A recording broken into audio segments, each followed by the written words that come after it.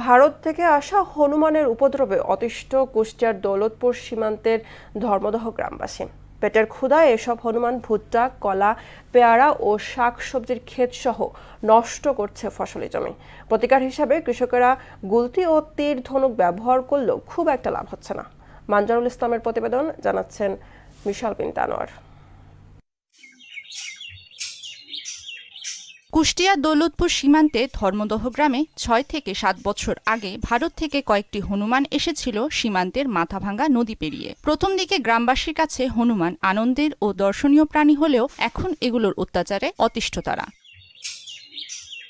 বন জঙ্গল না থাকায় প্রাকৃতিকভাবেই হনুমানের কোনো আবাসস্থল নেই। বাঁশবাগান অথবা বড় গাছে অবস্থান নিলেও ক্ষুধা পেলে সুযোগ বুঝে হানা দিচ্ছে ক্ষেতের ছোলা, কলা, ভুট্টা, পেয়ারা, আমসহ সকল ফসলে। নিজে খাওয়ার পাশাপাশি নষ্ট করছে অনেক ফসলাদি প্লাস এই যে যেমন হচ্ছে আম টাম দেখছেন, এই ফল ফলালি যেটাই আছে না কেন তারা বিনিষ্ট করাতে এক পর্যায়ে মানুষ অতিষ্ঠ হয়ে গেছে।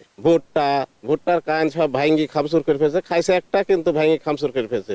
শুধু তাই নয়, সুযোগ বুঝে ঘরে ঢুকে নষ্ট করছে সবকিছু। রান্না করা খাবারের পাতিল নিয়ে গাছের মগডালে বসে খাওয়া এখন নিত্যদিনের ঘটনা। টিনের ঘরগুলাকে লাফালাফি করে ভেঙে 1 বছরের বেশি একটা টিন যাচ্ছে না। যদি হনুমান অন্য কোথাও নিয়ে গিয়ে তার হেফাজত করা কিংবা সরকার বন মন্ত্রণালয়ের বিভাগ থেকে একত্রিত করে কোনো অভয়ারণ্যে যদি ছেড়ে দিয়ে আসতো। তারা আমাদের পরিবেশেরই একটি অংশ, তাদের উত্তপ্ত করা যাবে না। তারা নিজে থেকে একসময় চলে যাবে, এমন মন্তব্য করেছেন ভারপ্রাপ্ত কর্মকর্তা।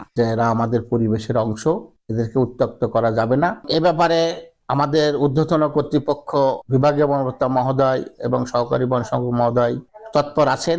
এসব ভারতীয় হনুমানের অত্যাচার থেকে নিজেদের ও ফসলি জমি রক্ষা করতে তাদের খাবার ও বনাঞ্চলের ব্যবস্থা করার দাবি এলাকাবাসীর। মিশাল বিনতে আনোয়ার, মোহনা সংবাদ।